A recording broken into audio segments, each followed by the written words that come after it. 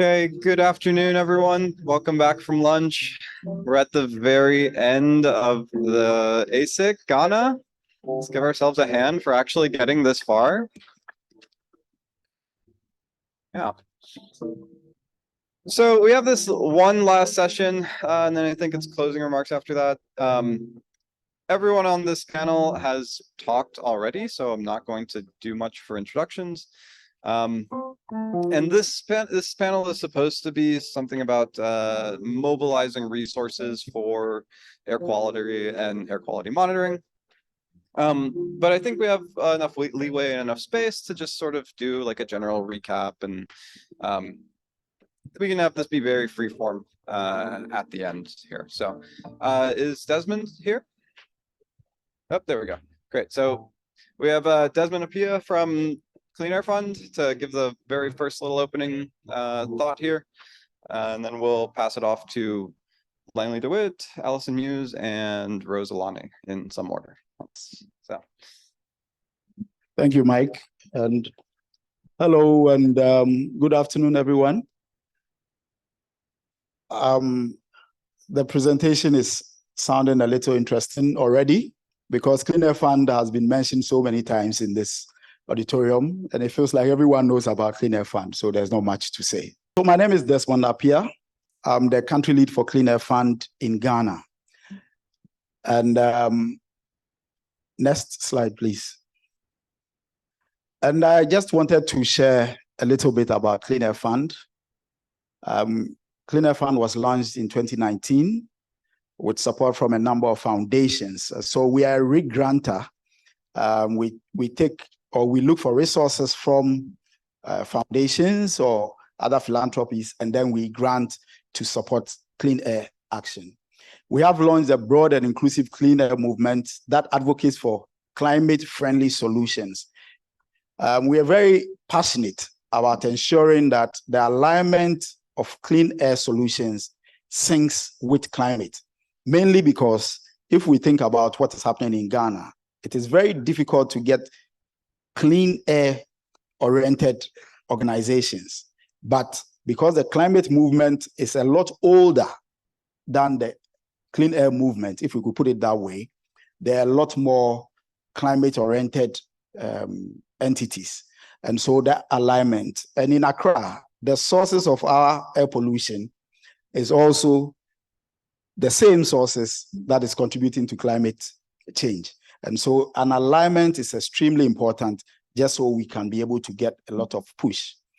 We have so far been able to mobilize more than 100 million in funding for clean air, and also got some government to make some pretty ambitious interventions. And also we have the first ever coalition from businesses for clean air. Next slide, please. Our mission is very simple. And sometimes when people ask me, so what do you do? I say, we just want clean air for everyone, and emphasis on everyone, because the equity question is extremely important in the work that we do. We seem to realize more of the most vulnerable are also exposed. And so we've made it our mission that everyone, it shouldn't be just a section of our societies that can breathe clean air. It's one of the largest threats to human health, our climate and environment. And we believe that working together, we can build a more prosperous future for everyone. We do this by funding and partnering with organizations. So we do very little direct work. We rather work with organizations like Tony, UC Davis, and almost all the organizations here. Those that we haven't worked with, we are sure that with time, we may be doing some work, or we have some work going, but it's just a little bit more winded than obvious. So that is our goal. We aim to drive action. And so recently I was at a conference of researchers, and I said, our goal is that we need to see the end product of all the work that we are supporting, because it is easy to say we are doing that research, we are doing all this policy, we are doing this, but it's difficult to see the end goal. And interestingly, there's one job title in Clean Air Fund that I'm so proud and fond of. and is the Chief Impacts Officer, mainly because if after 10 years, spending hundreds of millions of dollars, we cannot be able to show the impact that we have made, then what really was the point of starting the journey? We support and influence decision makers. And also we want to build campaigners. And the way we want to influence decision makers is not going to directly go and say, oh, you're a decision maker, so take this and do this. We want to back it. Next slide, please. We want to back it with data. We want to back it by data. And a lot of places, this is the first point, and that is why this particular conference was very exciting for us to be part of. Because listening to everyone over the last few days, the data component is extremely important. Albeit, we've been talking more of the air quality data. There's also other aspects of the data that we need to be highlighting. And as I mentioned, when we look at the impact, what is the impact? The health aspect becomes extremely important. So we really are working on data to be able to put data in the hands of the people that make the decisions, the people that can influence the decisions, and the people whose lives would be affected by those decisions. Working on the data, we believe, builds the demand. In Ghana, for instance, there is very little demand for clean air, mainly because the information on the impacts, the information of this, even the quality is not so clear. And so we want to back the push for demand with data and build heightened public awareness to create the change. And then with that, it drives influencing the action. So all these pillars are the steps that we take. We don't just come in and say, oh, it feels so bad here. Of course, it may feel bad, but without the data, the decision maker may not even listen to you or look at your face. And so we are very, very, very keen. And if you look at what we call our values, evidence informed is one of our core values that we push. And then we really want to see government taking action. And governments, there's the city level governments, there's corporates. I talked about the formation of the first business alliance for clean air. And then we are working with cities, working with other partners like C40 that are also focusing on cities, and working with governments. And we reinforce by funding partners, connecting and influencing, evaluating and replicating. There are a lot of things we've heard here that we believe there are a lot of lessons that we can even take to other places. Some of the researches that were talked about were just making notes, myself and my colleagues, because we think that there will be opportunity to replicate. But we want to test the systems. And some of the testing you're already doing. That's why we can then carry that formula and go to another place and say, this is a proven method. One of the presentations yesterday showed a diagram of a proven method to make change in air quality. Those are the things that we want to reinforce and send the message across. Next slide, please. We are in 6 geographies so far and counting. And we are in the United Kingdom, we are in Europe, Poland, Bulgaria, and the EU as a bloc. We are doing work there. And then we are working also in India. Ghana was launched last year, and we're looking forward to start operations also in South Africa. And we are quite strategic about how we move. There are a lot of areas that we have to be sure. So we don't it's a young organization. We don't want to lose steam. So we want to pick carefully, ensure there are success stories that can then be used as a basis to move on. Next slide, please. So far in our young life, these are some of the key achievements that we've attained since 2019. We've catalyzed political progress at city and national levels globally. There are a couple of reports that we've been releasing, the state of global air quality funding. And in the last report, we've mentioned, and I listened to some of the presentations that talked about the funding that is going to fossil-based investments. For the first time in our report, we've realized that in 2021, it rather shifted a little bit. There was not as much going into the fossil-based investments as going to other areas. And these are some of the information we need to be bringing together so we can push our governments to even ask for. Because the funder would say, okay, the funding is available, but nobody's asking for it, mainly because it is not on the agenda of national governments to even make it part of what they are requiring. We have enabled cities to implement clean air policies like clean air zones. The famous one we all know about is the London, Breathe London, which is now being replicated. Accra, fortunately for us, Accra is one of the cities to start the Breathe Accra project, the first part of the first 10, with the goal of expanding to 100 cities in the next 6 or 7 years. But Accra is one. But as I mentioned, Breathe London has given us a certain model that we can be tweaking to suit our various contexts. We've created a blueprint for city-level action on air pollution. We've mobilized private sector to tackle air pollution. We've established ourselves as an expert, trusted, vocal advocate for clean air. You know, our name doesn't even give us room to divert because it's Clean Air Fund. It means that it's definitely clean air that we are going to be talking about. But we want to be trusted in how we are doing that work. We equipped decision makers with the data needed to implement clean air action. And we've strengthened the grassroots. I'll give an example. We were looking at Accra and thinking about the knowledge, attitudes, and behaviors in the informal sector, specific to air pollution. And we realized that not a lot of work has been done in that field. And that came out from our look at one of our reports that we launched last year. And the second edition will be launched soon. From pollution to solutions report, which looked at 4 cities in Africa. The cost to the economy, cost to human health, and all. And we realized what we were looking at was just the tip of the iceberg. Because if you look at Accra, 80% or 70 to 80% of our economy and everything else in Accra is informal. And a lot of things happening in the informal sector is not even captured for us to be able to quantify and show the real impact.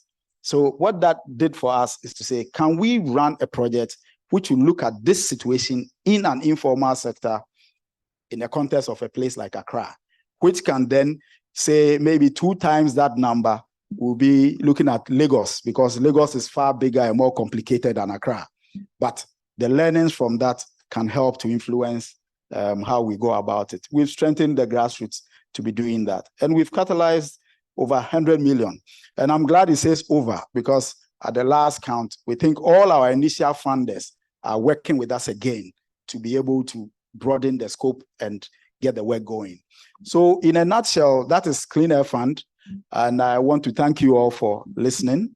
And we are happy and very proud of the partnerships that we have, and we're looking forward to building more partnerships as we go forward. Thank you.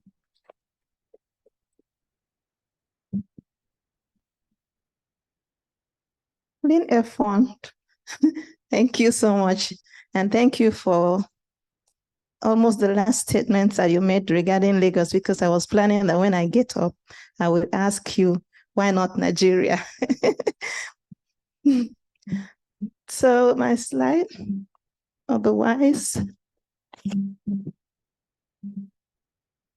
So, okay.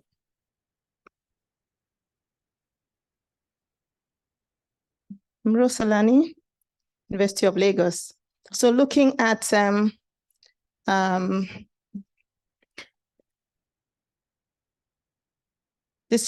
looking at the strategies for mobilizing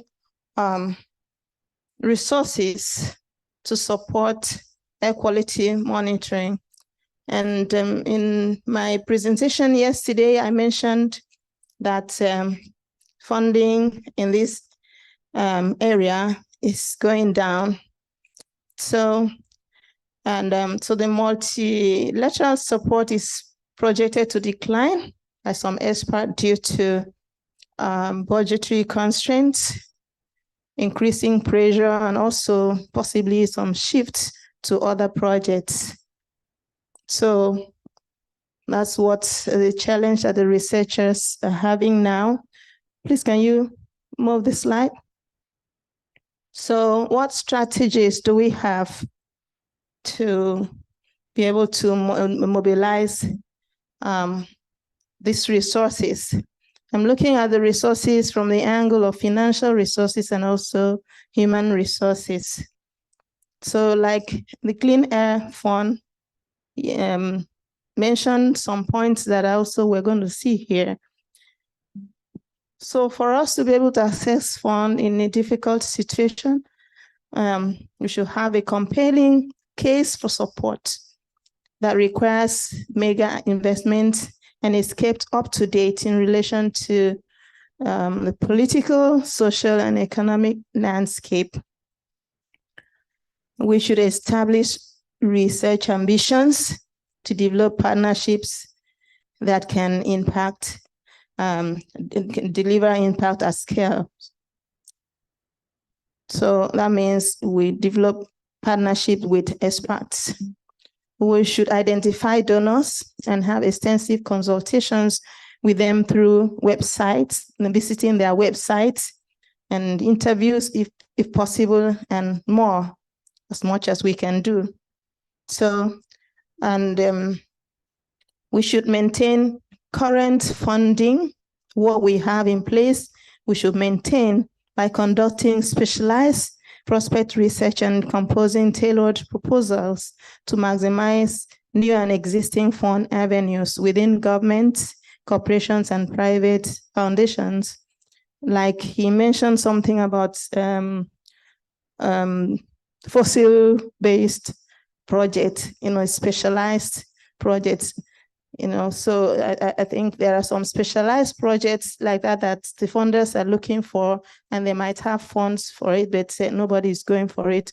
So we can get such specialized projects and move with it. So we should carry out a pilot study, or what we call modeling, that is as a proven way of jumpstarting activities, demonstrating successes, and building momentum to change, for change that can be replicated and scaled up. So we do some pilot studies and then scale up from there. Like what is done in Accra is going to scale up to us in Nigeria, Lagos. So effectively also, we utilize volunteers within the communities. Now I'm talking of the human resources within the communities for citizen science support of our projects through awareness creation and also monitoring support. So a range of approaches have been used to engage communities in addressing air quality, most notably air quality monitoring. Like we saw the urban beta that used those physical activity youths. Positive outcomes include increased awareness, capacity building, and changes to organizational policy and practice. So we should also, I have 10 strategies. The 7th one is to organize series of capacity building activities across stakeholders, as well as collaborating in data sharing, analytics, and technical proposal writing. So we might not be able to put everything up properly by ourselves, so we collaborate and everybody brings in his idea and assist, together write the proposal properly. Number 8 is establish a series of high quality local, regional, and global events that research groups and others can use to engage their donors, like an event that we're having here, this ASIC and some other events that you bring in people, and they can then use that, engage their donors, just like what is happening here. And number 9 is focus on mobilizing increased funding from government and multilateral resources, even through also public and private partnerships. Then communication is important. Ability to communicate the scale and impact of your research contributions and success stories is a good way of attracting funders. I know Clean Air Funds said something about that. Those are the 10 points. Okay, that's it. Those are the points I have. Thank you.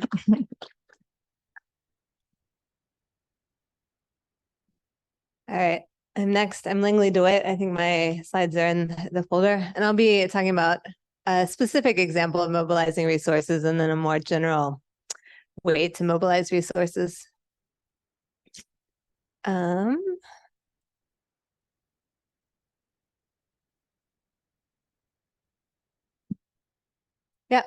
So I'm going to talk about mobilizing resources for air quality monitoring, a case study from the Rwanda Climate Observatory, and IGAC, which is the International Global Atmospheric Chemistry Project success stories.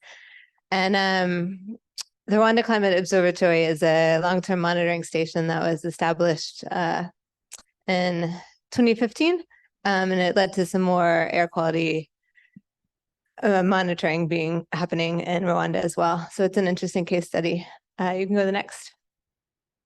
So the Rwanda MIT Climate Observatory is located on Mount Magogo, which is a 2,500 meter peak in northern Rwanda. So here is Rwanda, here is Magogo, right on the border between Uganda, DRC. And so it's a little fuzzy, but the station is here.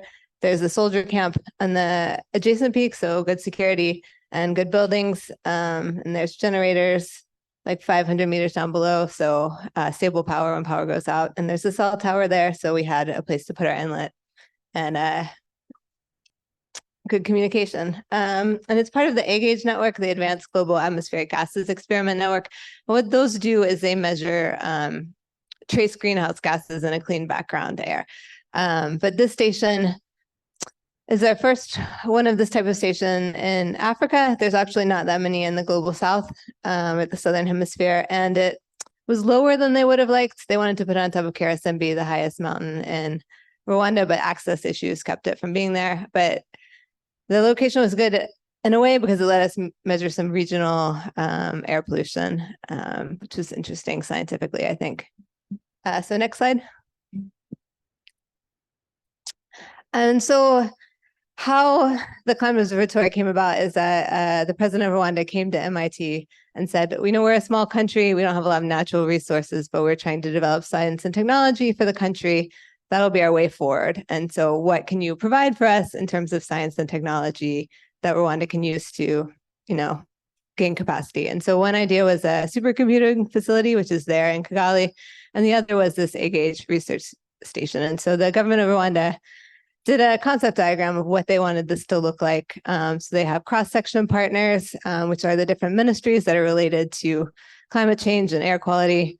The project was based in Minaduk, which is the Ministry of Education, which is really key for getting a lot of logistics smoothed out for us. And they had a climate secretariat, which is 2 full-time government employees and 4 technicians that they hired there. The regional and international cooperation. So MIT was sort of the technical lead for a while. COMESA, which is the East Africa Commerce, was another cooperative institute, and different international bodies. And another part of the program was capacity building, so the development of a master's in atmospheric and climate science at University of Rwanda. And there's one of the first master's students to graduate from that program here. He gave a talk on furniture and PM 2.5 furniture making. So that's great. Next slide.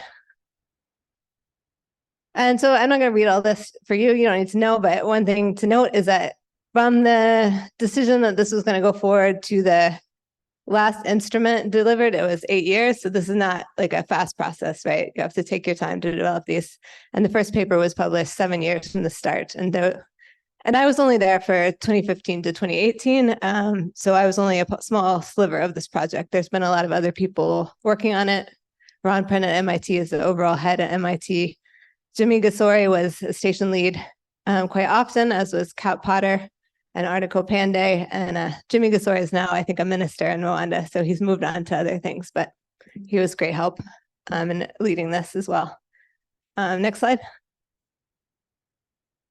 you don't need to look at this too much, but what it's really showing is the different instruments that were installed at the station, the funding source, and who's responsible for maintenance, because this is sort of important.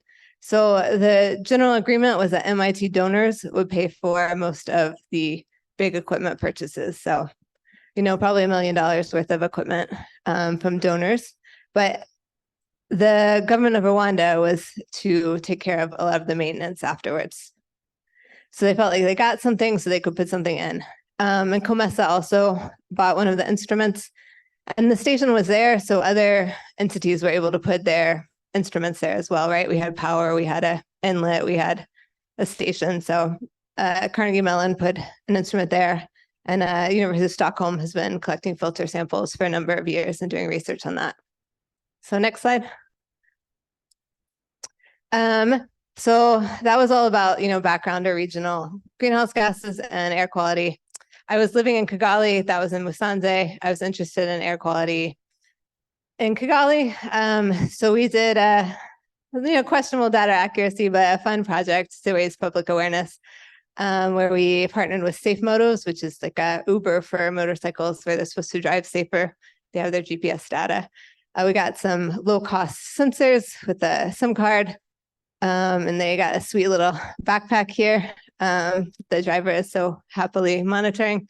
And they drove around the different neighborhoods just on their daily work and collected some PM 2.5 data that, maybe shows some hot spots or maybe where they were following a bus, a diesel bus or something. But it's interesting to sort of see the different changes in the neighborhoods in Kigali. And that was, all crowdfunded.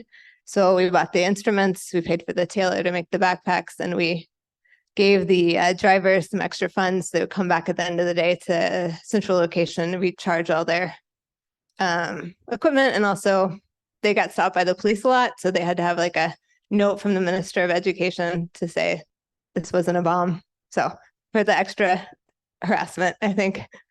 All right, next slide. So I was already working a little bit with air quality in Kigali. While I was there, there was a government mandate to REMA, which is the Rwanda Environmental Management Authority, to control air pollution. They didn't get any funding to do that. They didn't get any funding to monitor. So they were coming to different people looking for ways to, get funding to have some monitoring and ways to share costs, right? The Rwanda Climate Observatory was already there. We had 4 great technicians that knew how to run atmospheric monitoring equipment. There was a newly established master's program.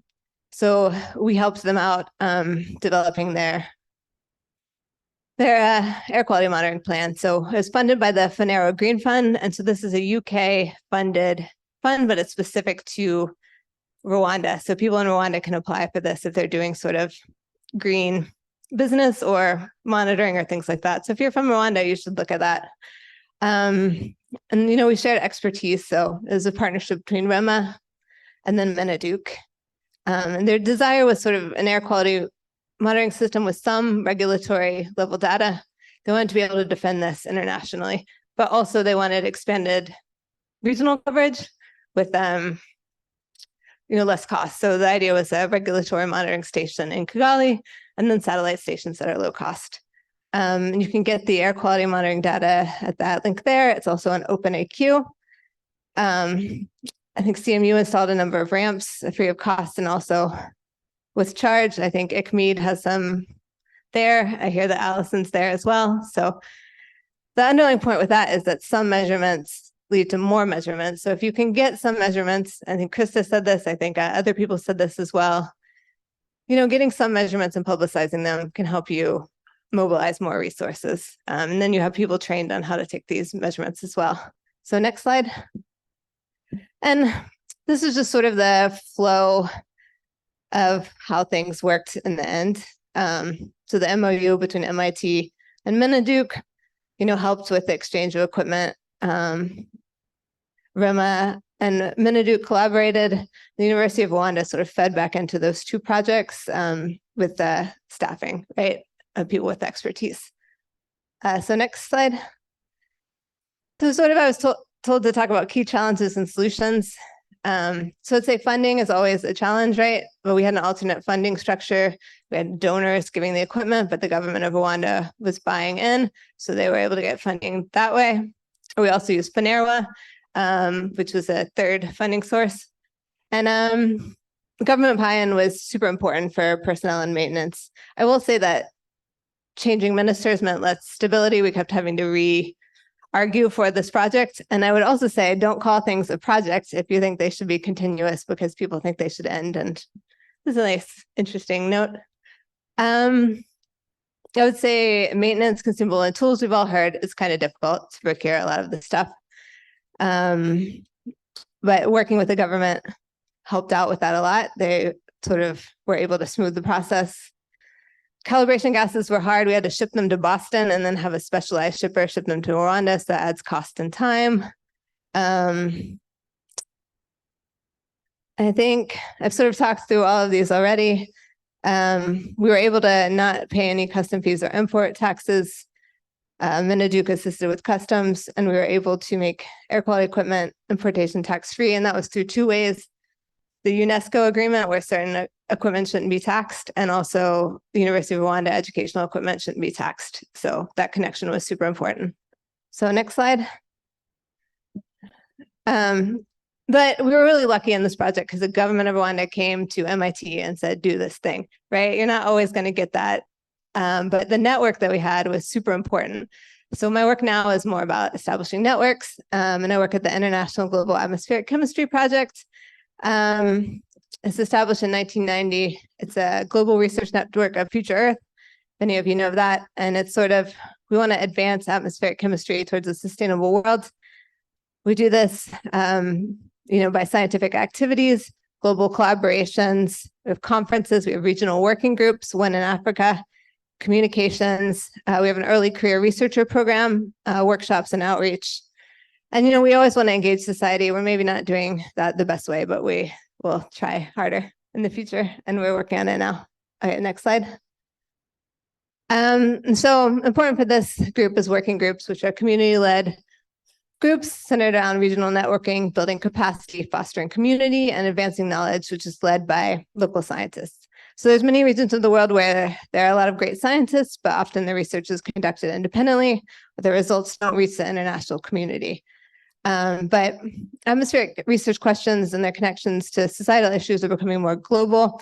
There's a strong desire to engage scientists in different regions to incorporate their research and local knowledge in atmospheric chemistry. And so the goal of the IGAC working groups is to create a strong, cohesive community in the region and then connect that community to the international world.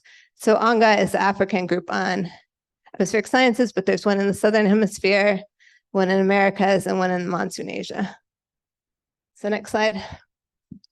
There's also activities which are focused around science questions. So these are less regional based science questions. And you can look at these all up on igacproject.org. I don't want to bore you with the details, but some that are interesting, maybe our tropospheric ozone assessment report. They're always looking for more data in Africa. Ozone's really important for agriculture. It can damage crops.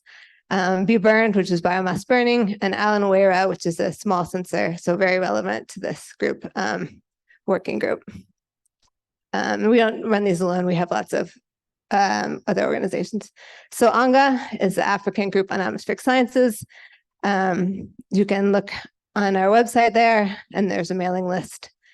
They've done a lot of interesting work as a community. They did the African assessment on air pollution and climate change. They didn't do that, SEI did that, but a lot of them were lead authors and coordinators. They've given trainings to journalists, different sessions and different conferences, and they have 2 new working groups on member engagements, which is webinars, et cetera, communications, and that's their Twitter and email. All right, next. So these are just some examples of things that have worked well. So a review paper, a project to get better prediction of air pollution, which is co-sponsored by a few IGAC activities, things like that. So you can really do a lot of different things as a community that are hard to do on your own. So next slide. I don't know why I'm waving like this, but so our next big thing is a conference in 2024, and it will be in Malaysia, in Kuala Lumpur. So we invite you all to come. And next slide. One thing I want to highlight for the early career researchers is that we have an early career short course where we pay for your travel there. It's 3 days before the conference. It's intensive. It's by application and it's 40 people. It's really, people say it's good. Victoria went to it last year, who was floating around here, so she can give you the real scoop maybe. But and it's planned fully by early career researchers. In the final slide, there's the early career virtual conference. So if you want to meet some people globally, it's there and organized across 3 time zones. And they claim that you have to have registered already, but it's still open. And we're giving 6 poster prizes, 3 reserved for the Global South that are registration and travel to the IGAC conference in 2024. So pretty nice prizes. Yep.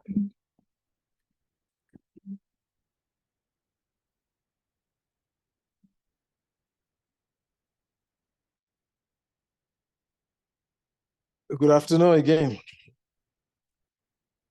I don't have a slide because what I'm going to talk about is part of my experience, and I'll share my story. So today we are here to talk about mobilizing resources to support air quality monitoring research. You agree with me that this is very important for scientists and every other stakeholders, because the issue of air pollution has now become a very important issue across the world. It affects our environment, it affects our health, and even our standard of living. And so there's a great need to mobilize funds, especially coming from, sub-Saharan Africa. We need funds to support quality research. And that means that we need funds to get very good equipment in order to come out and help to solve this problem of air pollution. And so understanding the scope and the effects of air pollution depends on, research. There's no way we can know what is happening if we don't do research. We'll just assume, and that may not be the best. And so getting the funds will help us to identify the pollution sources, because we'll get good equipment to do that. It helps us to evaluate the impact on public health, and also to create strategies to mitigate, the effects of air pollution. But to do all of this, we require substantial resources, which include funding. We cannot do it without funding. It includes skilled personnel. You cannot do it if you don't have people who are trained. But it also includes cutting edge, equipment, state-of-the-art equipment, especially if you want your results to mean something which is reliable. And so investing in air quality research is crucial for reducing pollution and protecting public health. And as I mentioned earlier, we need to get state-of-the-art equipment to be able to come up with research which will influence policy. What I want to do is to share with you some of the ways we have been able to go through this in trying to mobilize funds. And then maybe you could use some of these ways, or perhaps share how you have been able to acquire funds to pursue research. So the first one usually is government funding. Government has a budget, and that budget should take into consideration all aspects of the society, especially where there's problems. They should be able to allocate, funds. But in our part of the world, it is not so easy. You hardly get government to give research grants. If they do give it, it's for projects which certainly will bring in the votes. And so most of the times we don't get funding from government to do research. The second means of getting funding is through international grants and aids. And so through the grants, we find ourselves always looking up for a call for proposals, spending sleepless nights trying to come up with proposals to meet deadlines, which most of the time are so short. And so when we do this, we send these proposals and wait for the selection process. But one thing that I think we need to do is that as researchers or academics, we need to partner with other research institutions or universities, in the global north. Because oftentimes, I mean, if we partner with them, sometimes it becomes more appealing to the international funding organizations or donors. Donors want to know your experience, and they would need to know how you are going to manage the funds. So collaborative projects, may seem to be more credible and impactful, increasing your chances of securing the resources. I gave you an example of a project that was done with the input of the Ghana EPA. This was a World Bank project, and that is the project that brought in 2 reference monitors. It was a PMEH project, Pollution Management and Environmental Health Project. And so the EPA, the Ghana government through the EPA approached the World Bank that we needed to have monitors which will give us real-time data, because all along they were using the gravimetric methods. And readily the World Bank agreed, and so this project was to be implemented. However, there was an issue with the team that were selected to bring down this equipment and have them installed.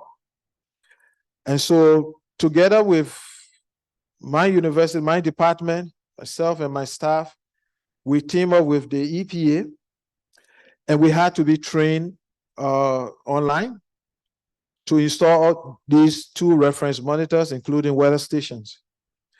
And I think that it was a very good partnership. And this morning we heard a lot of talk about the EPA, but I would say that we have had a good collaboration with the Ghana EPA. And it all stemmed back from something that happened when I did my PhD.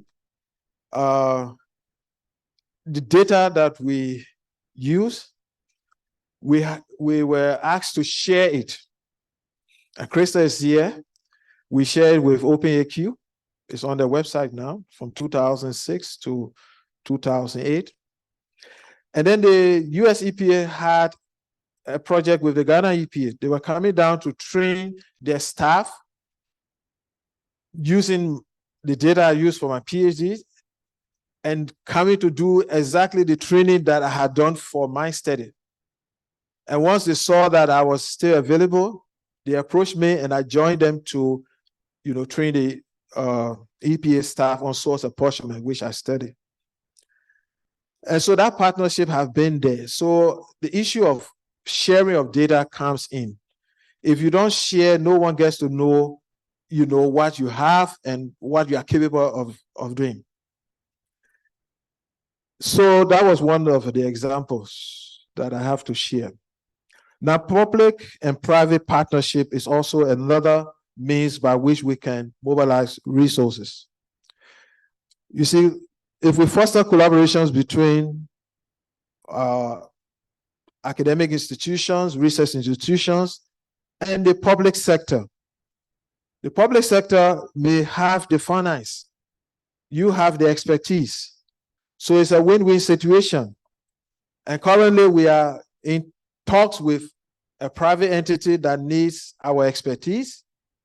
And so what do? We make it available, and then they are able to procure whatsoever equipment, and it's a win-win situation.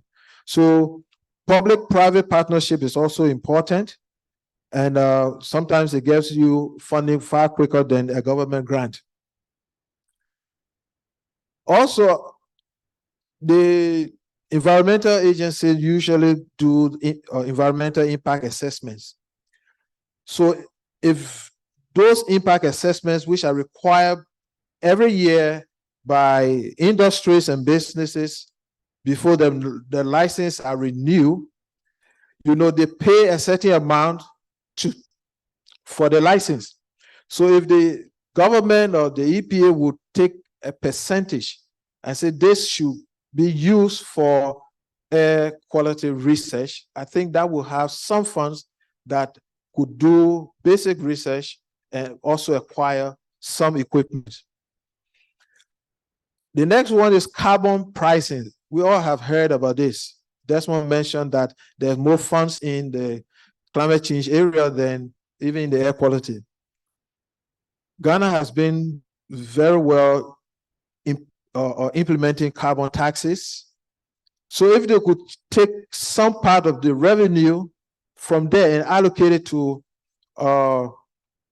air quality research, that would be some funds available for researchers to have and to be able to even acquire equipment that will inform policies.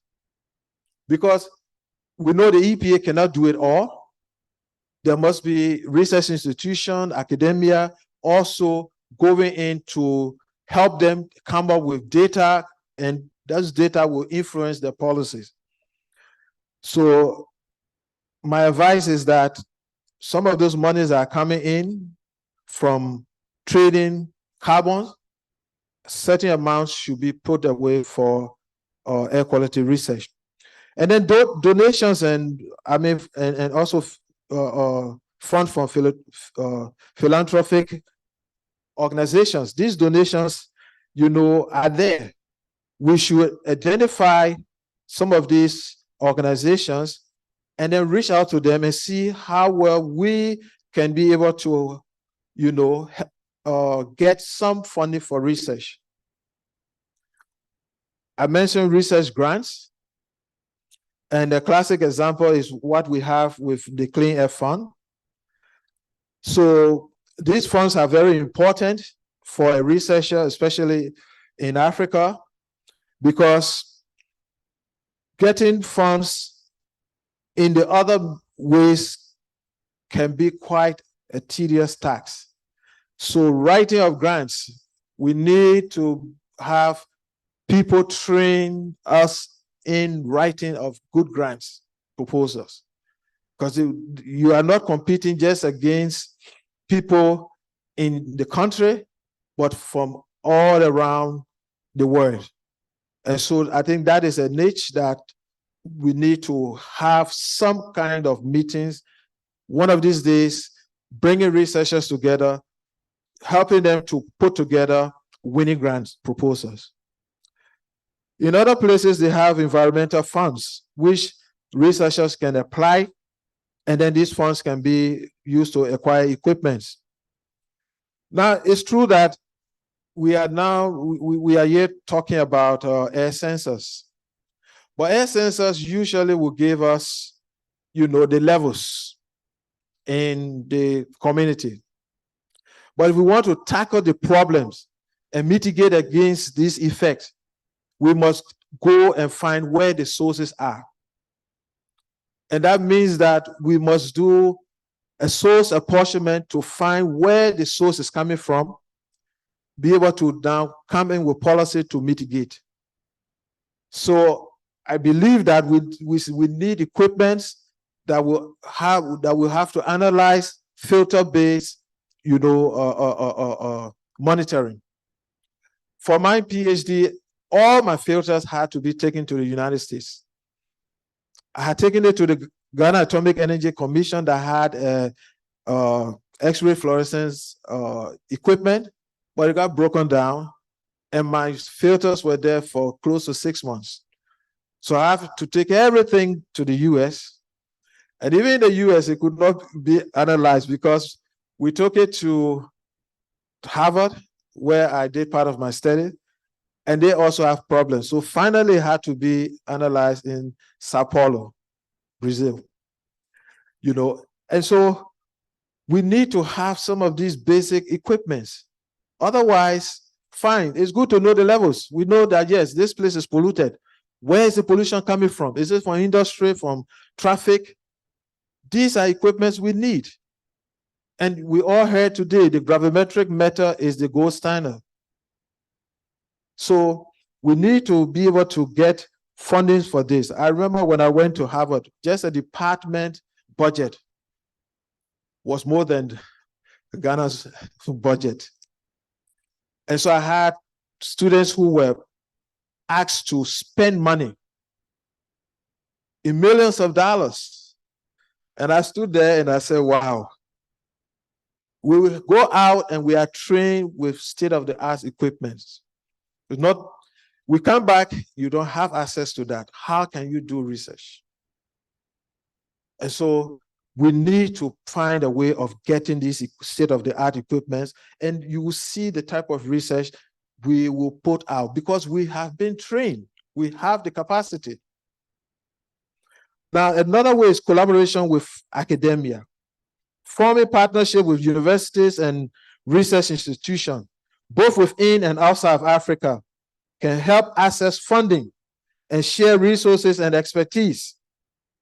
Collaboration allows for the pooling of knowledge and infrastructure, which is crucial in the resource-constrained environment. And a classic example is one of the relationships we had with AfriqAir in Rwanda. AfriqAir, and then Dr.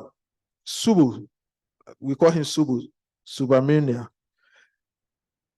They formed a partnership and they were able to provide some equipment. We have a NOx monitor, we have an ozone monitor, they provided a TIUM.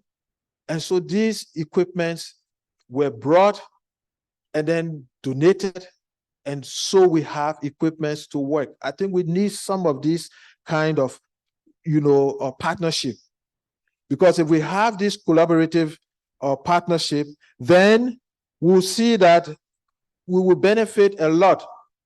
We also need to have relationships with universities and institutions in the global north, because if we do that, we can then be able to harness the equipments. Either we take our samples there, have it analyzed and brought back, and these can do a lot to influence policy on air quality and also lead the way for regulatory changes. Awareness and advocacy cannot be overemphasized. We must always ensure that we put out what is available. Rose mentioned how you start with your basic research, put up your finding, write your publications, and someone will see that and say, oh, can we collaborate? And through that, they may decide to bring equipment for you to host or bring equipment for you to use. So these are some of the means. Nowadays, there's what we call crowdsourcing and crowdfunding. It's not too popular here, but as researchers, as academics, we should start, exploring this. I've heard of so many people, raising thousands and millions of dollars just from putting out, what they want to do. And this financial support come, and you can now be able to have equipment to do research. The other one is that Langley talks about some of these, research they did. I'm wondering why we cannot have regional and Pan-African corporations. I'm wondering why the African Union is not so concerned about this issue of air pollution. Because if they are concerned, what prevents them from getting countries in Africa to pool resources together, set up a state-of-the-art laboratory somewhere that researchers from all across Africa can go there and do research because they will have cutting-edge equipment. Even the regional bodies like ECOWAS could also, come up with such a policy. So these are issues that confront us every day and sometimes become so frustrating to a scientist because you want to do research and you don't just have the equipment. You just don't have it. And what do? The last one I'll talk about is with technological partnerships. I was talking to Gwen from Atlanta, and she told me of what they are doing in Atlanta.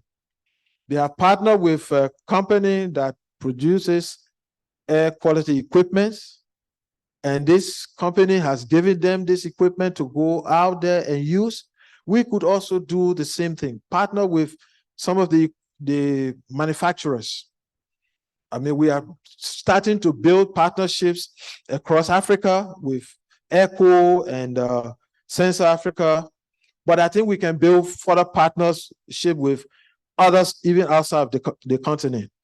And I believe these manufacturers will be very much interested in bringing the equipment down to be able to have it involved in research, and it goes to their credit when the paper is published and you see that this equipment was from this manufacturers.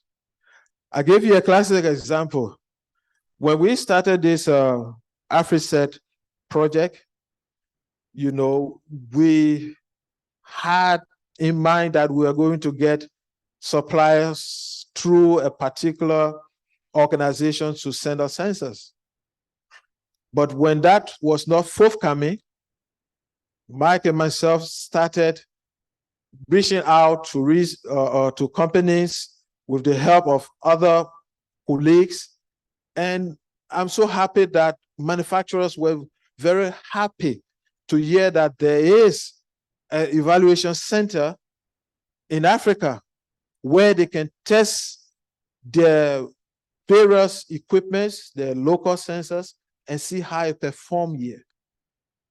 And then when we got people on board, we talked to this one, he said, tell me which other organization is giving you equipment. When we called this, he said, I have to be a part of this.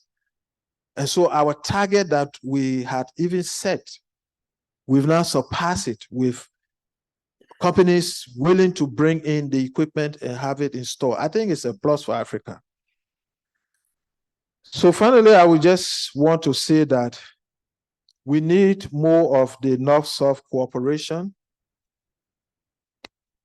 because this has significant benefits. We are grateful to,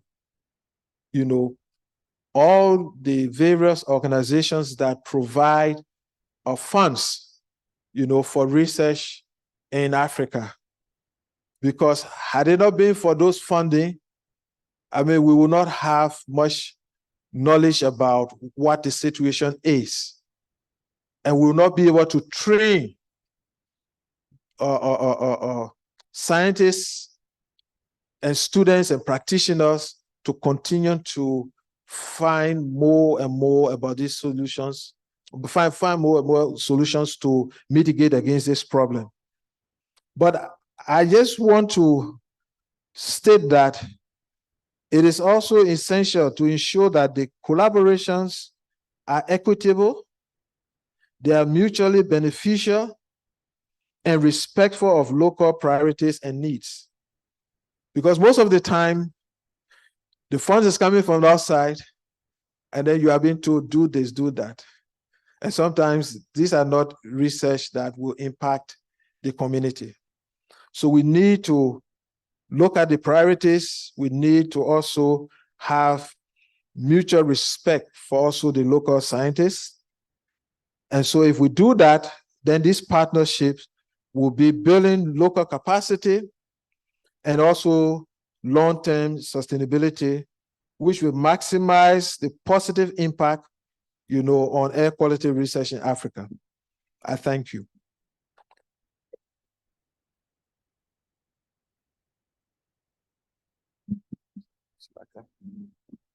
All right, thanks. Thanks so much, Allison. That was great. Let's have another round of applause for all four of our panelists.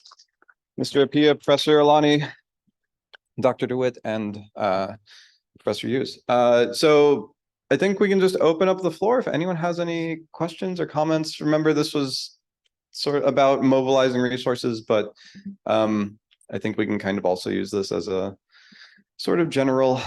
Sorry, so 1, 2, 3. So go that way. Sorry. Thank you very much for the opportunity.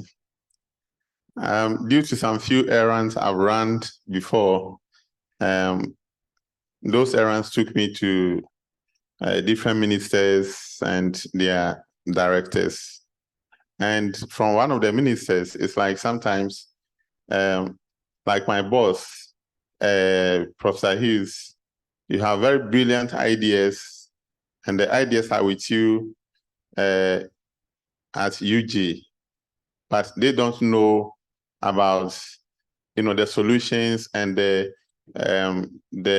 strategies that you want to use to influence something, and your budgets, they don't know.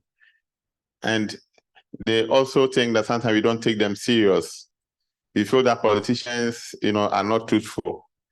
And so we are unable to put together some policy, some documents, present to them and, collaborate with them to achieve something.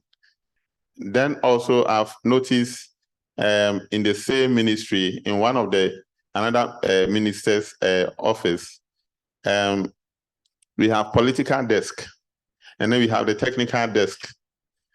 And there's some kind of dichotomy and some kind of, sometimes the technical person is a bit isolated, because for him, government come, government goes. So sometimes he doesn't have a lot of friends, depending upon who is in government. One particular office I entered, I was a bit scared. This chief director was the only person, in that office, and he's not having a team. And I was just thinking, no matter how brilliant you are, if you don't have, and he's aging, he was having few years to go on retirement, yet he was not having young ones around him, a team to be working with. So I think his team can be those of us in academia.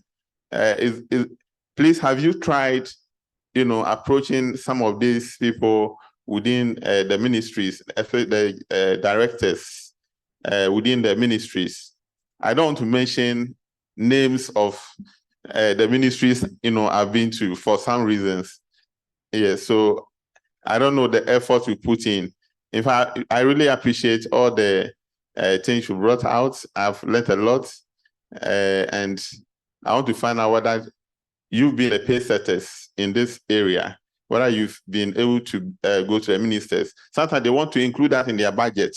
One minister told me last time that he will want a budget for a particular project so that he'll submit to cabinet. And when I told my colleagues, unfortunately, they were not, they didn't receive it well. Thank you. Thank you very much. I'm very happy for the experiences you have shared with us, but I would have been very happy if Pallavi from Health Effect Institute was around. The reason why I'm saying that is that mostly as those in academia, we write proposals whenever we see funding for course. Now, they have a way of evaluating these proposals, even though they will already tell you what they demand. But meeting a greater audience, if you can share with us some of the things you did put into your proposals and you won, and if you have also ever evaluated any application, some of the things you usually look for. Thank you.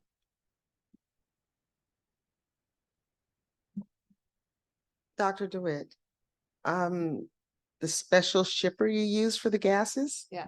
Can you share who that shipping company is, or is that top secret? It's not top secret, but 5 years ago, so I would look at any international logistics company that ships and ask them. Yeah, because I think that we just found somebody in Boston that said they shipped all kinds of things and they shipped the gases. So I can look up who it was, but it'd be different in Georgia. But feel free to send me an email and I can try to help you out. Thank you so much. I appreciate that. I think the other questions came to me, so I'll start with the last one. Yeah, so my advice is that, you know, sometimes we want to be so ambitious and think that the grantors actually will just take the money and give it out to someone they don't know. So my advice is to team up with people who have already won grants. It's a learning curve. It's a learning curve. So form networks. I think someone Rose mentioned networks and partnership, and then learn from them. You know, sometimes I want to do it all by myself, but someone's going to give me a grant, don't know me from anywhere. I'd rather team up with someone who they know, who has a credibility, and then later, when we build our credibility, then they will get to give us the funds. That's my advice. And Francis, yeah, getting to some of these ministries, you know, at times can be so difficult. And you know that the secretaries are always there shielding their bosses. They don't know you. You leave your card, you send them letters, and you don't even get a response. Unless you, like I said, continue to build the networks and you know, as a researcher, a scientist, we are not politicians. So I'm a technocrat. And so I don't have a part card. So I go in based on my technical expertise. And if you find a roadblock, what do you do? Like I said, I've mentioned other strategies we use. And gradually, as they get to hear of your story, then perhaps they will want to team up with you. But you know how contracts and grants are done here. I don't want to go into that. Thank you. So let me speak on that as well, concerning getting across to the ministries. In Nigeria, in the University of Lagos, there's a program we have that is called UPIN. That UPIN means evidence use in environmental policy making in Nigeria. It's coordinated by one of my colleagues there. And so that program, we do what we call exchange programs, exchange between the government, between the policymakers and the evidence producers, the policymakers being the evidence users. So last year, I had to go for an exchange to the Federal Ministry of Science, Technology, and Innovation in Abuja. So I worked there for 1 month. And I went with my device. And I think I showed that yesterday. So there, I had a team formed for me. That team is still existing, like over 20-something staff, above 20 staff, as my team formed for me there. And so we went monitoring. So that relationship is still existing. Even this year, we've gone to deploy a core device there, and they're trying to raise some funds also put in their budget, how they can sponsor some of our air quality researches. So that exists, and it's not something that is so easy that you can walk into any ministry and they will listen to you. It takes such programs like I've mentioned to you, and it takes some links before you can get there and before they can trust and listen to you. So that's how it is. I think I'll just mention a couple of points on funders' angle. And I agree totally with the issues raised about networking, our credibility, and specifically for Clean Air Fund, about the policy or what is the end goal. I mean, it's not about research for knowledge per se, because research for knowledge, I think a lot of you are in academia, you need to fill that knowledge gap, publish and all, so that you get your promotions. For the funder, that is not their interest. The interest of a funder like, say, Clean Air Fund is quite clear in our mission. And so if you are making proposals and it is not direct what it means to the mission, chances are that the funder will not look at it. Number two, our process for there's a critical kind of a gap for us in Ghana, which is who are the grantees that we can work with? Because there are not a lot of people with this kind of expertise for us to say it's so easy to get to. And so all these dynamics play. The first two projects that Clean Air funded in Ghana, those two grantees are all external based, even though our goal is to build capacity locally. So we put a clause in their proposition to ensure they are linked to a local organization, just so that in future, we don't have to rely on expertise from outside the country, because we also want to build capacity locally. And there are calls for proposals that we've put out, and people have come back and asked, is it just restricted because we put in there, this particular one is for Ghana or West Africa based? People come back and ask, can we get expertise who is not Ghana or local based to be able to apply? A lot of local organizations will not even ask that question. They will rather just apply without the expertise. So we should also be prepared to inquire.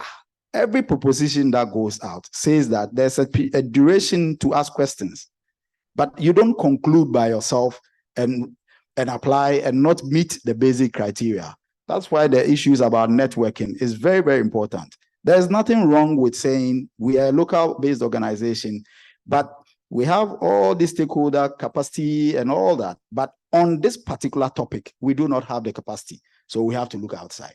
I don't think any funder will close their eye to a proposition like that. It shows that you also want to develop. But you should take time to understand the funder's requirements, the key values that the funder is looking for.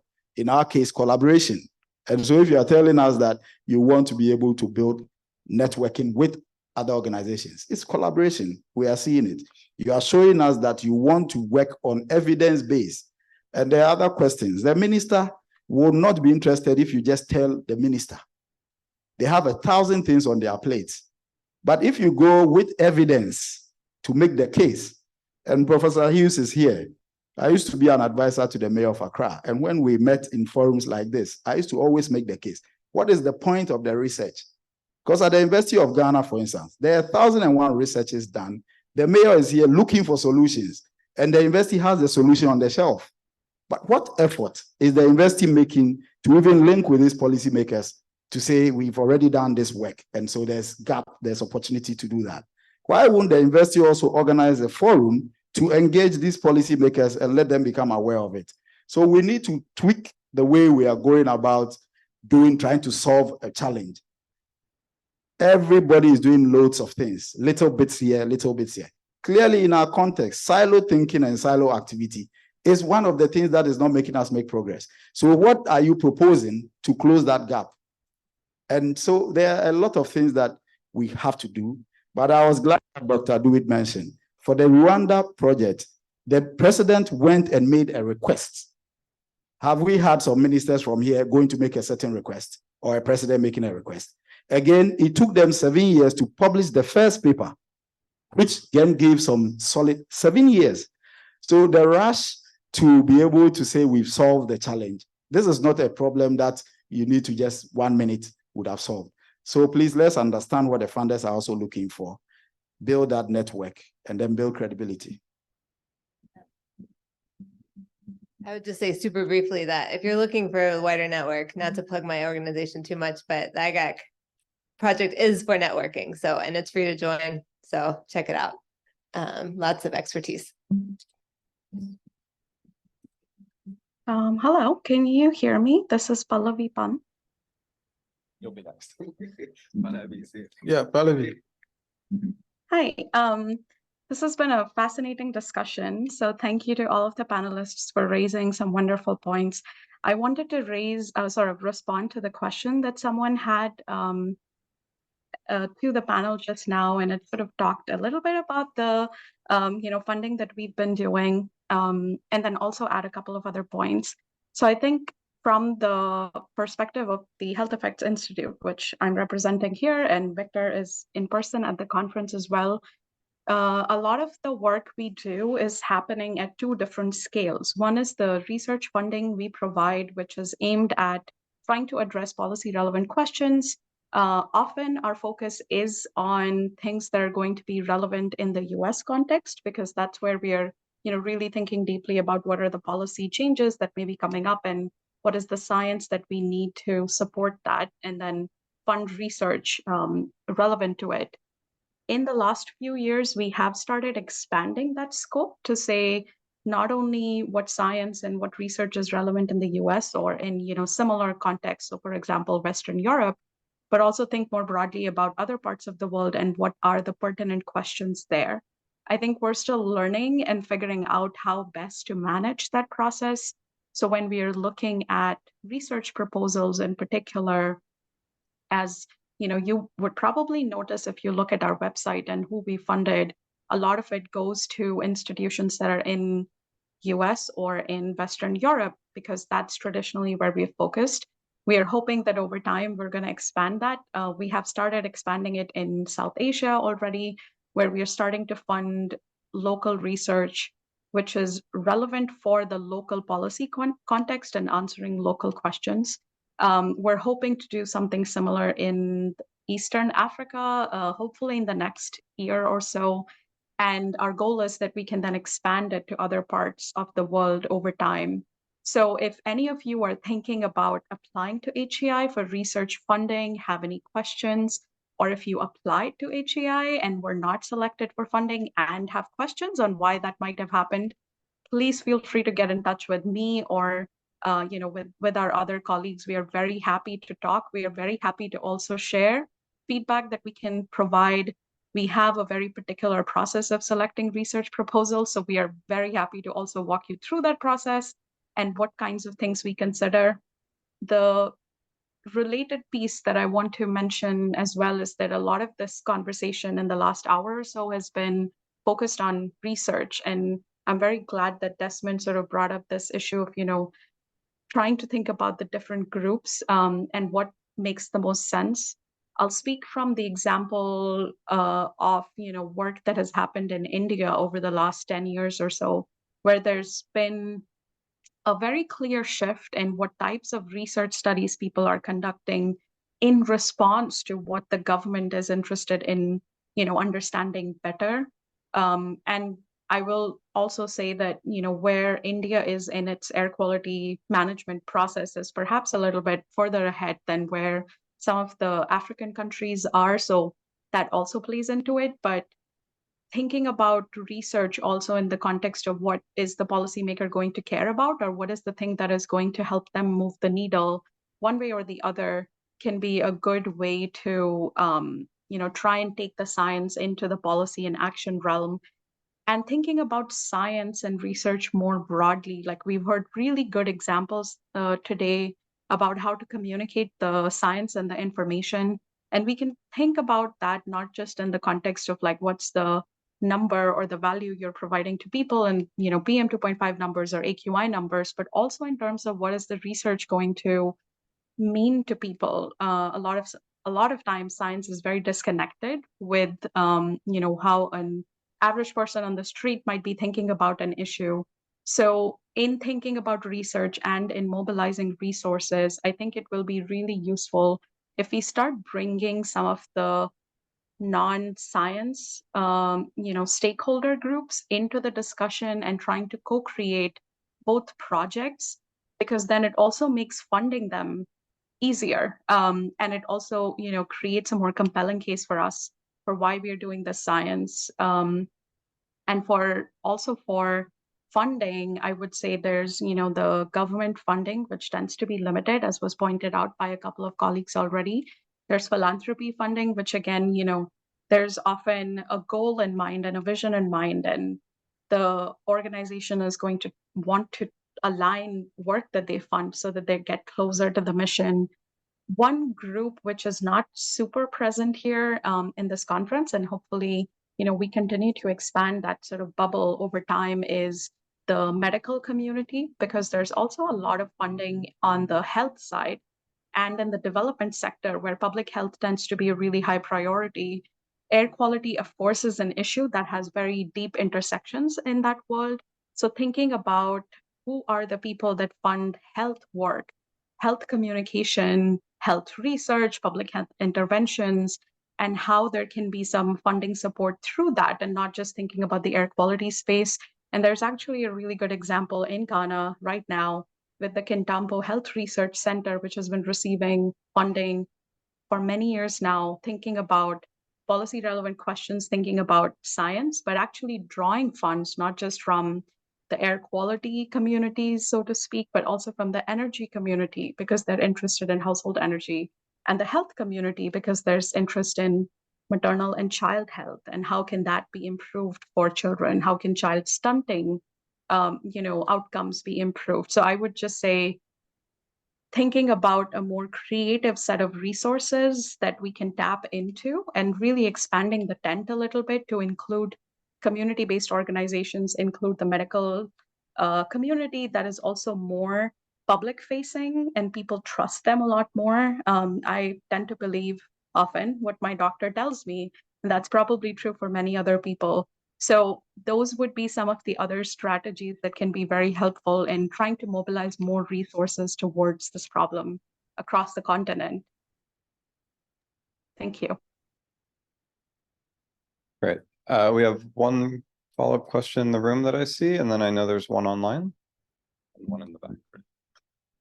I think this is really relevant, and I appreciate everything you guys just said, because networking and collaborating is key to funding right now in the United States, and federal funding requires collaboration. And I just want to share really quick how my project's being funded.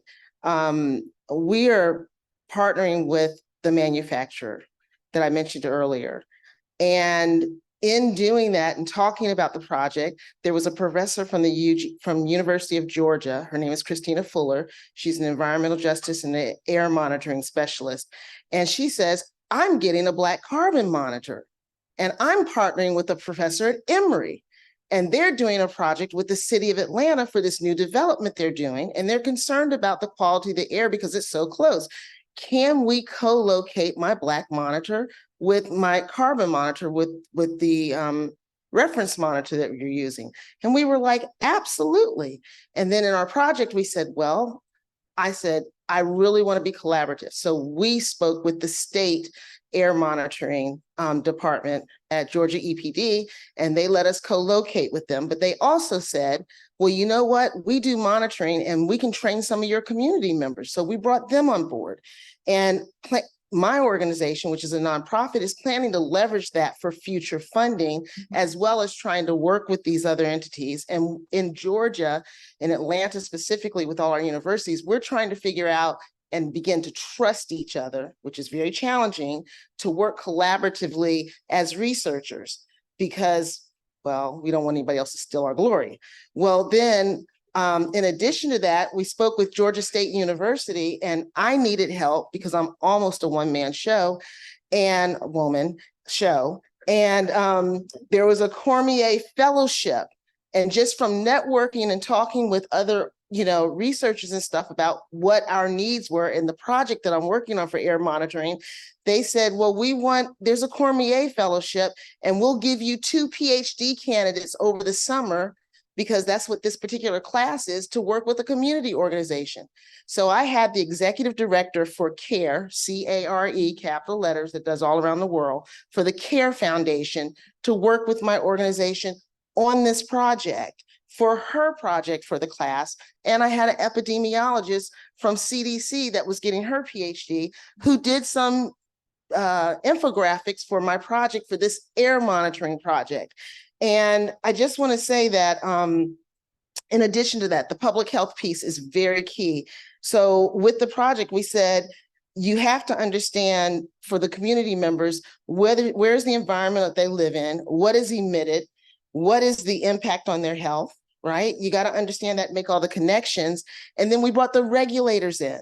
So we're bringing them to the table and we're saying, we need to explain to the community member, what is the legislation for the state? How are their hands being tied behind their backs when we're asking them to do something for us? Because we don't know, there could be somebody at the state that's on our side, but the rules that they have to live up under and their manager above them, they can't help us. But if we sit and have a conversation, maybe we can understand what's tying their hands. And I think this is relevant here in Africa as well as anywhere else.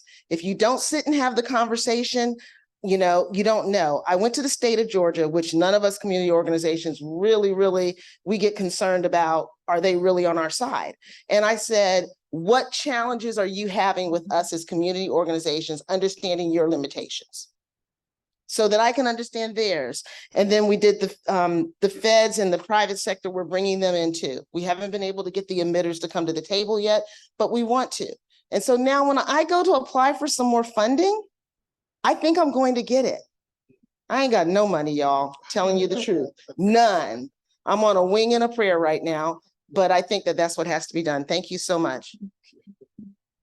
Okay, Ethan online has something he wants to say. Great, thanks. Can you hear me? Yes. Excellent, thanks so much. I'm really glad to hear about all of this talk. I see it as very inspiring that people are making progress around the world, and we are sharing lessons and so on.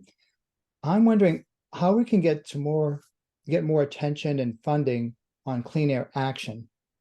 Many of the discussions have focused on research.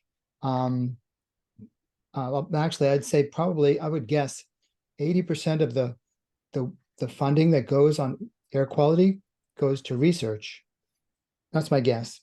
Maybe I'm wrong. But as we heard from some people, even those kinds of efforts can take years and years until even they get a single paper published. Not that other things weren't accomplished, but it takes a long time. And also working with the community, this is invaluable and it has to be done.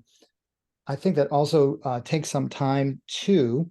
So I'm just wondering how we can actually, and in the meantime, people are suffering and with asthma, and some people are dying over every year that we pass without having actual action.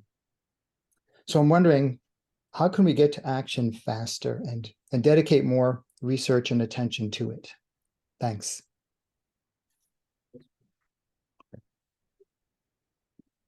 Do you guys want to take these two questions and comments first, and then we'll do Bertrand? Or we'll do questions. Well, I just want to share my own experience because we are talking about networking and funding. Well, what I want to say first is that I'm not pessimistic about equality research in Africa. I'm rather very optimistic, I will say, and I trust my God very much for the future. 2 years ago, we started putting in place a network, that is the ASIC, the African Society for Air Quality. That was back in 2021. And when we were starting, there was no event on air quality in Africa. And we're trying to to see what we can do together, how to come together. We had isolated researchers in Burkina Faso, in Kenya, in Nigeria. And when we called for the first meeting, we were something like 10 people when we started. And the ASIC today, we are something like 100 people in the network. We are not being make advertisement on our activities because we have been very, very busy with many, many other things. But what we did that was very important was the first conference we organized last year, the IGAC 2022. We were surprised that we got something like 160 participants to that conference that was online. And we said, oh, so we have so many people in Africa who are working on equality. And just after that event, we got something like 4 events in 3 or 4 events in Kigali just this year, 2023. And we had several events in Nairobi, several events in Kampala, and we are here for the ASIC. So as for me, when I'm looking at the number of events on equality in Africa, I'm saying that there is something going on. This is very encouraging. Just in the last short time, we have something like 10 events in Africa on equality. So for me, this is a very good progress that we are making here in Africa. We have some needs for sure in terms of collaboration. My friend Allison was talking very much about the North-South collaboration. Yes, I agree. This is very important. But South-South collaboration is very, very, very important also. And this is what I used to tell my members, that we need to meet. We have a WhatsApp account. We are changing emails, but we need to meet. Is what I used to tell them. And just a couple of months ago, my colleague from Burkina Faso that I didn't know came and visited me. This is very important. And it was for the first time. So I think that if we want to go forward, improving equality in Africa, one thing that we need to work on very much is this South-South collaboration. This is very important. We need also to work on capacity building also. Because what I realize is that most of us are not very good on research, on writing research proposal, for instance. We are not very good on data analysis. So we have just specific needs that we have, that I realized in the network.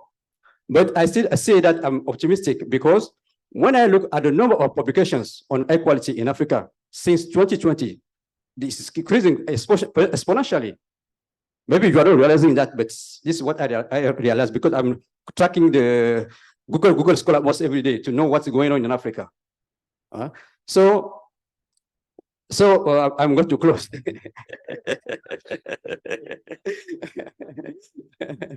Okay. So, well, what we need to do is to continue to work, okay, meet together, try to find ways to connect. If somebody has let's say, realize that there is a call somewhere on equality, says, share with the others, we can work on that and then apply together. We can do it. So I will just close there, Mike. Okay. Just as a point of note, AfriqAir has been around since 2019. ANGA has been around since 2018, 2019, something like this. There has been a lot of work in Africa that's been going on for many years now. But yeah, please. All right, thank you. Just a quick response to the question that Ethan asked about how do we get to action. I think there are a lot of proven methodologies to get from zero to action, but we cannot skip it. We can just hasten it because it's very difficult to seek action when you don't have a basis. Because in our environment, in our context, and all around the world, there's been a lot of actions taken that did not yield any results because it was not steeped in the evidence. And we saw the map. I remember in I think the first WHO Air Pollution and Health Conference, they showed a map of data gathering around the world. And the continent of Africa was virtually dark, literally, based on, the data, that there was virtually nothing to show. Very few spots. I saw the maps that were shown yesterday, and they are beginning to be spots of where data is being collected. And that is how we will get to the action, by getting the evidence and then getting the policymakers to understand the evidence. So first, we are collecting evidence, but it is not, or it may not be in a format that makes sense to the policymaker. Now, I mentioned earlier about the publications that Clean Air Fund has been making. Out of the pollution to solution report that was released last year, we shared with Africa CDC. They came back to Clean Air Fund and said, the way the AU Health Desk is set up, we have 6 regions, not 4. The report looked at Cairo, Accra, Lagos, and Johannesburg. And they said, for us to take this documentation to the minister's level, it has to cover all of the regions in Africa, which means we need 2 more regions to be looked at through that same lens to establish. So the new one that is coming up, we'll be talking about the 6 regions, like looking at cities in these 6 regions. If that first step of trying to build, and I gave another example of the informal sector aspect, if that first step had not been taken to look at air quality and what it means in these 4 cities, we wouldn't have gotten the opportunity to even understand that for the ministers in Africa to think about making a commitment, we have to look at it from all these 6 regions. So that is the first step. Now we have that knowledge.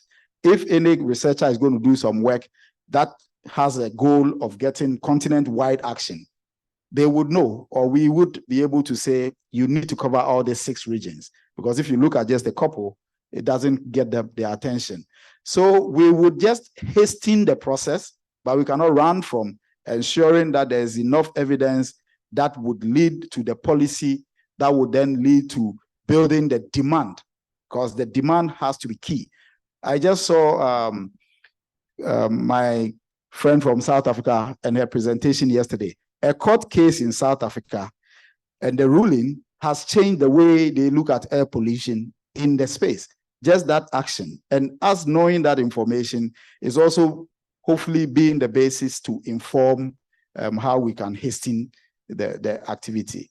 And the last point is that in the last year, we have given 2 fellowships kind of in Ghana from Clean Air Fund. One is a summer school, which would start next week at the University of Science and Technology in Kumasi. The slots were for 50 people. This is the first one, so it's a kind of a pilot. They had 154 applications. Now they picked these 50. There were 109 male applications and the rest were female. They've given 20 slots to females and then the 30 to males. Out of those that could not make the cut, some have called the university to say, okay, we are not going to get the fellowship to be part of it, but we want to pay to be part of it. Yeah. Second, we ran another project. It's ongoing. It's excellence in journalism, because we realize in the media landscape, the journalists are not writing about air pollution, not because they are not aware there's an issue, but they don't really understand it. So we ran a fellowship again. The call was for 10 slots, 50 plus 58 applications from the journalism. And then we've given 12 slots. They've trained and they've started in the last month. The level of reportage in the media in Ghana on air pollution has changed just by that specific activity. And we believe it is these baby steps kind of which will catalyze and lead to the action that we want to see from our policymakers. So there are steps. We are trying to hasten it based on the lessons from all of you here, based on the lessons from the London, Breed London, and all. So we will get there, maybe not 10 years, but maybe 5 years.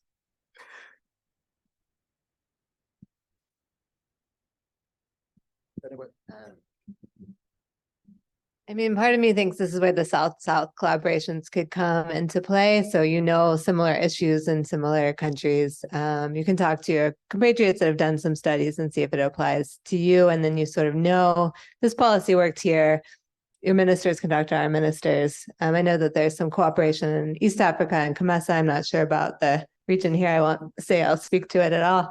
But I don't know. I think that could be a good way to get South-South cooperation going, and a good focus is on doing something about air pollution while you're waiting for the funds for monitoring.